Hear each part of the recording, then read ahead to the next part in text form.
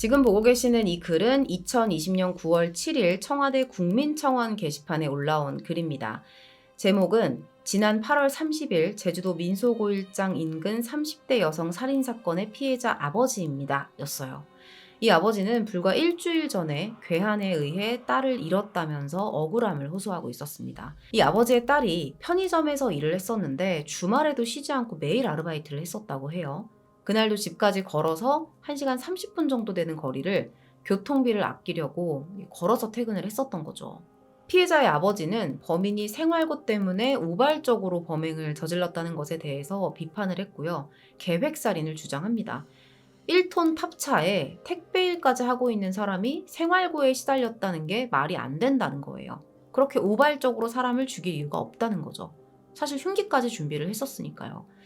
당시에 이 청원글이 올라오기 4일 전에도 이 사건의 범인의 신상을 공개하고 엄정한 수사를 촉구하는 또 다른 청원이 올라왔었는데요. 이 두 개의 청원에 총 24만 5천여 명의 국민이 동참합니다. 어느 정도로 대중이 분노했는지 짐작이 가시죠? 제가 오늘 준비한 사건은 충격적인 이중 생활을 했던 한 남자의 돌이킬 수 없는 선택과 그 선택이 낳은 비극적인 사건입니다. 그 이중 생활 속에서 범행을 계획했던 이유가 저는 가장 충격적이었는데요. 준비한 내용 전해드릴게요. 사건은 2020년 8월 30일 한 여성이 실종되면서 시작이 됩니다. 39세의 여성 김 씨가 그날 예정된 귀가 시간이 한참 지나도 집으로 돌아오지 않았던 거예요. 당시에 김 씨가 제주시에 있었던 한 편의점에서 일을 했었는데 보통은 오후 5시면 퇴근해서 집으로 돌아왔었거든요. 근데 그날따라 아무 연락도 없이 밤 10시 반이 돼도 집에 안 왔던 거죠. 그래서 아버지가 걱정이 되니까 이 편의점 사장에게 전화를 걸어서 물어봐요. 그랬더니 편의점 사장님이 오히려 오늘 김 씨가 좀 일찍 퇴근했는데 이런 말을 합니다.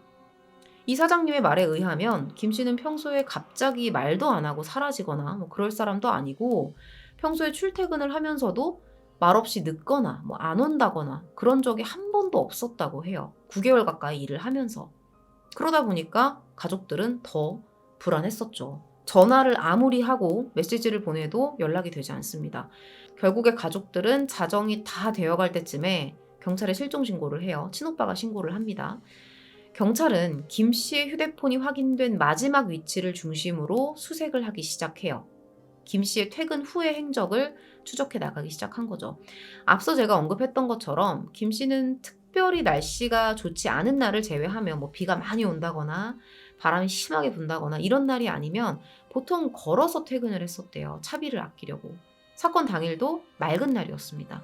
그래서 걸어서 집으로 향했다고 해요. 편의점의 사장도 그녀가 그날 흰색 양산을 쓰고 퇴근하던 모습을 기억하고 있었습니다. 자, 퇴근 이후에 그녀의 행적이 확인된 곳은 인근 제주 오일장터였어요. 장이 열리는 날은 아니었는데 이 오일장터 인근에 칼국수집이 있어요. 여기 들러서 식사를 했던 거죠. 종업원도 기억을 합니다. 당시에 가게에 손님이 별로 없어서 이제 기억을 하고 있었던 거예요. 김 씨는 여기서 식사를 마치고 다시 집으로 향해요. 그리고 그 길에서 어디선가 사라져 버립니다. 경찰과 가족들이 밤새도록 수색을 하는데요. 김 씨의 흔적을 못 찾아요.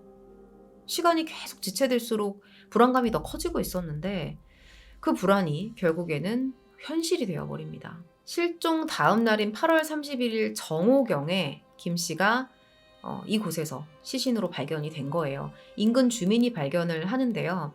오일장 인근의 콩밭이었습니다. 이 주민이 콩밭을 지나다가 흰색 물체가 이렇게 보이니까 뭐지? 이러고 가까이 가봤더니 사람이 들어 누워 있었다는 거예요.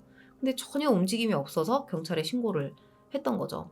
경찰이 와서 살펴봤더니 이 시신에는 수차례 흉기에 찔린 흔적이 남아 있었고요. 그 중에서 복부에 찔린 상처가 치명적이었습니다. 명백한 타살 정황이죠. 이 사건은 곧바로 강력사건으로 전환이 됐고요. 경찰은 현장을 찍고 있던 CCTV 영상을 확보해요. 그런데 이 CCTV 영상에 당시 피해자 김 씨가 겪었던 일들이 고스란히 담겨 있었습니다. 자, 김 씨가 CCTV에 처음 포착된 시각이 저녁 6시 50분경이었어요. 식사를 마치고 오일장 주차장을 지나서 집을 향해 걷고 있었습니다. 베이지색 원피스를 입고 있었고요. 하얀 양산을 쓰고 있어요. 그래서 알아보기가 되게 쉬웠어요. 당시 시각이 또 저녁이긴 했지만 하절기여서 날도 밝았습니다. 그녀는 5일장을 벗어나서 근처 농로를 걸어가고 있었어요. 혼자. 그런데 가다가 순간 멈칫하는 거예요. 그러더니 뒤를 돌아보는 듯한 행동을 합니다. 근데 자세히 봤더니 어떤 남자가, 검은 옷을 입고 있는 한 남자가 갑자기 나타나서 김 씨를 향해 달려오기 시작하는 거예요. 처음에는 김 씨가 양산을 들고 있었잖아요. 그래서 본인한테 접근을 못하게 하려고 양산을 막 휘둘러요. 계속 이렇게 저항을 하거든요. 그런데 이내 이 남성이 휘두른 칼에 맞아 쓰러집니다. 김 씨는 이때 콩밭으로 굴러 떨어졌고요. 이 남자는 거기서 멈추지 않고 쓰러진 그녀를 4차례나 더 찌르고 현장을 떠나요. 이때 이 살인자가 그녀에게서 돈을 가져가거든요. 얼마였냐면 고작 10,000원. 10,000원짜리 한 장이었습니다. 경찰이 현장 인근 CCTV를 분석하기 시작합니다. 그리고 빠르게 범인의 차량을 특정해요. 그리고 시신 발견 당일인 밤 10시 48분에 서귀포시의 한 주차장에 숨어있던 범인을 긴급 체포하게 되죠. 범인의 정체는 29세의 남성 강 씨였습니다. 차량에 숨어 있었는데 이 차량을 좀 뒤져봤더니 범행 당시에 착용했었던 혈흔이 묻어 있었던 신발, 옷, 흉기, 거기다가 그 숨진 피해자의 신용카드, 휴대전화 케이스 이런 것도 발견이 돼요. 피해자의 카드와 휴대폰 케이스를 가지고 있게 된 과정은 제가 뒤에서 설명을 드릴게요.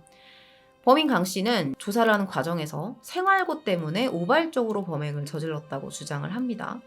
그런데 경찰이 봤을 때는 이게 그냥 우발적인 단순 강도 사건으로 보기에 뭔가 행동이 수상한 거예요. 우발적이진 않을 것이다 라고 판단을 했던 거죠. 일단 조사를 통해서 밝혀진 이 사건의 전말을 좀 살펴보면 일단 범인의 주장이 포함이 돼 있는데 강 씨가 범행 이틀 전인 8월 28일에 자신이 살고 있었던 원룸 월세가 계속 밀리면서 임대인 몰래 도망치듯이 집을 나왔다는 거예요. 그리고는 자신이 소유한 화물차에서 숙식을 하면서 3일 동안 지냈다고 합니다. 이 기간 동안 강 씨가 범행 대상을 물색했던 정황이 경찰 조사에서 확인이 돼요. CCTV에서 며칠 동안 주변을 이렇게 배회하는 범인의 모습과 차량도 찍혀 있었죠. 범인은 주로 인적이 드문 공원, 그리고 장이 서지 않으면 되게 한적하잖아요. 그렇게 장이 서지 않았을 때의 한적한 5일 장터 주변을 맴돌고 있었습니다. 우발적 범행이라고 했는데 꽤나 오랫동안 범행 현장 주변을 맴돌죠. 이래서 경찰이 계획범죄를 의심했던 거예요. 이렇게 현장을 살피던 강 씨는 사건 당일인 8월 30일 저녁 6시 40분경에 5일장 주변을 걸어가던 피해자를 발견하게 돼요. 그리고 먼저 자기가 차가 있잖아요. 그래서 이 차량으로 피해자를 앞서 갔다가 한적한 농로 옆에 그 차를 세워놓고 피해자를 기다립니다. 이미 먼저 발견을 했던 거예요. 그리고 피해자가 차량 옆을 지나서 농로로 들어가자마자 흉기를 들고 그녀를 쫓아갔던 거죠. 범인의 주장에 따르면 가진 돈을 내놓으라고 협박을 했다는 거예요. 근데 김 씨가 들고 있었던 우산을 막 자기한테 휘두르면서 강하게 저항을 했다는 거죠. 그래서 당황해서 흉기로 수차례 찌르고 도망갔다. 이렇게 말을 합니다. 그러면 당황을 했다. 돈을 뺏으려다가 저항을 하길래 당황을 했다 그러면 한 번 찔렀을 때 자리를 떴어야 되잖아요. 여기까지 일이 벌어졌다면. 근데 공격성이 너무 과했다는 거예요. 살해 의도가 없었다고 볼 수가 없는 거죠. 이미 제압이 된 사람인데 정말 돈이 필요했으면 그냥 가서 지갑을 뒤지던가 그것만 했어야죠. 왜 더 찌르는 선택을 했냐는 겁니다. 이거는 분명히 살해의 의지가 담긴 행동이라고 볼 수 있어요. 자, 경찰 조사가 계속 이어지면서 범인의 추가 행적도 밝혀지는데요. 김 씨를 죽이고 나서 5시간이 지난 새벽 0시 17분 되게 캄캄해진 CCTV를 봤더니 누군가가 불빛을 비추면서 시신 발견 현장으로 다가오는 거예요. 잘 봤더니 이게 강 씨였어요. 여기 왜 다시 왔냐? 현장에 왜 다시 왔냐? 라고 물어봤더니 피해자가 진짜 죽었는지 확인하러 왔다는 거예요. 근데 와서 봤더니 이미 사망해 있었고 시신을 5m가량 끌어서 풀숲으로 옮기려고 했다는 거죠. 근데 마침 그때 피해자의 휴대전화가 울렸고 그 휴대폰을 가지고 본인이 달아났다는 거예요.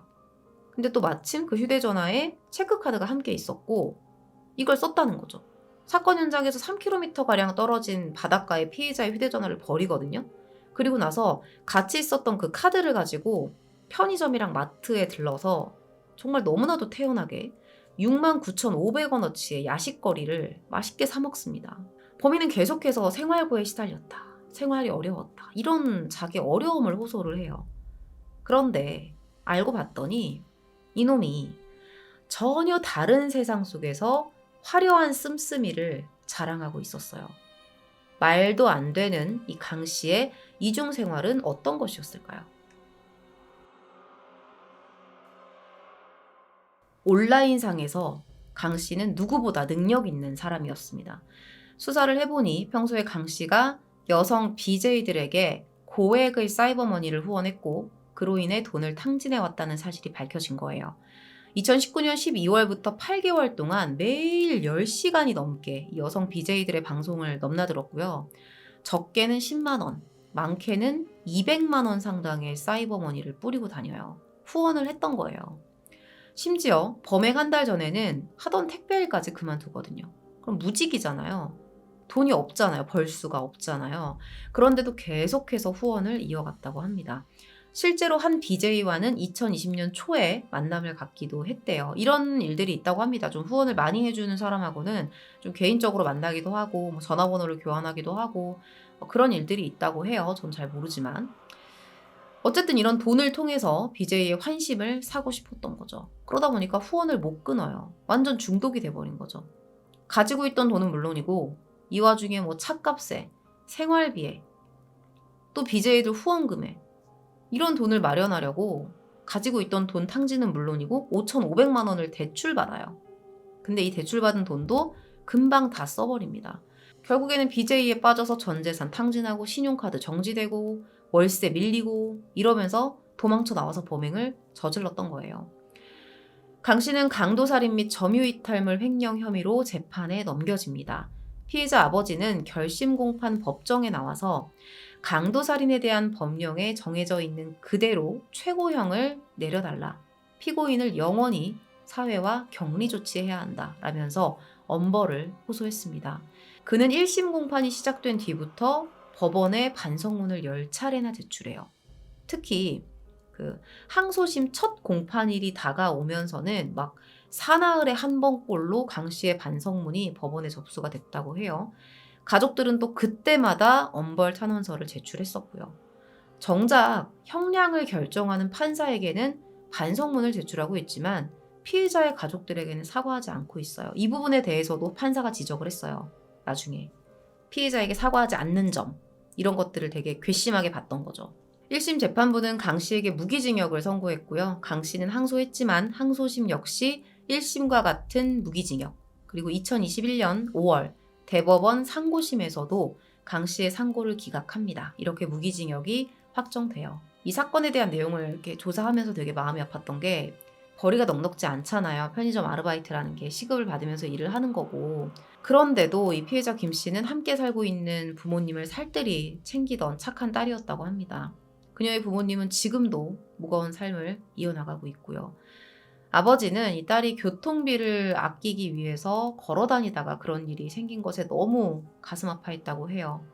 가난한 부모를 만나서 고생만 하면서 살다가 결국은 이런 죽음을 겪게 해서 미안하다는 마음을 갖고 계십니다. 돈 몇 푼 때문에 사람을 죽이고 저는 그날 사실 강 씨가 자정에 범행 저지르고 다시 그곳으로 가잖아요. 그 이유가 뭐 본인 말로는 피해자가 죽었는지 확인하려고 했다고 하는데 뭐 그럴 수도 있죠. 근데 그게 정말 맞을까라는 생각이 들었어요. 그러니까 뭐 완전 범죄를 위해서 유기를 목적으로 갔을 가능성도 있지만 다시 가서 뭐라도 더 가져오려고 한 건 아닐까라는 생각도 들었습니다. 결국 범인은 감옥에 들어갔지만 죽은 딸은 돌아올 수 없게 됐고요. 남은 상처는 오롯이 유족들의 몫으로 남게 됐습니다. 오늘 준비한 내용은 여기까지고요. 사건 내용은 여기서 마무리하도록 하겠습니다. 긴 시간 시청해 주셔서 감사합니다.